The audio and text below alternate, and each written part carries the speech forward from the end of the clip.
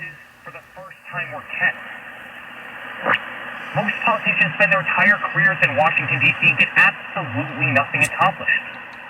For example, Joe Biden. Joe Biden is a politician who has been in government for 47 years. He's a career politician who's never signed the front of a check and does not know the slightest thing about the American worker or the American business. The engine which fuels the greatest economy the world has ever known.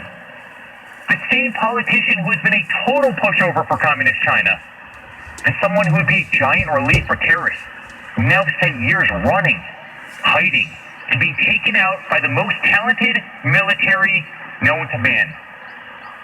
Joe Biden has pledged to raise your taxes by $4 trillion. 82% of Americans will see their taxes go up significantly. Biden has pledged to stop border wall construction and give amnesty and health care to all illegal immigrants. Biden has pledged to defund the... I got hairy legs that turn blonde in the sun. And the kids used to come up and reach in the pool and rub my leg down so it was straight, and then watch the hair come back up again. They look at it. So I learned about roaches. I learned about kids jumping on my lap. And I've loved kids jumping on my lap.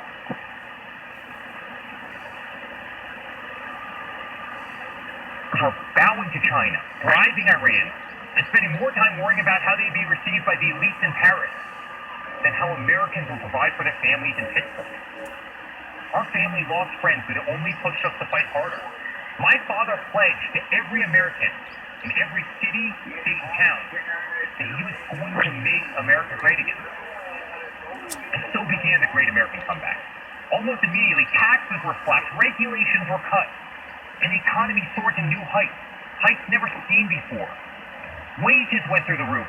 Unemployment reached the historic lows, especially for Black Americans, Hispanic Americans, and women. Trade deals were ripped up and renegotiated. Lights were turned back on in abandoned factories across our country. Trillions of dollars were repatriated back to the United States, which has been sitting in foreign lands for far too long. Once again, America became the envy of the world. And with that renewed strength came leverage. The president demanded that our allies pay their fair share for the defense of the Western world. My father rebuilt the mighty American military, adding new jets, aircraft carriers. He increased wages for incredible men and women in uniform. He expanded our military defense budget to $721 billion per year. America is no longer weak in the ideas. The moment President Trump orders special forces to kill some of his family,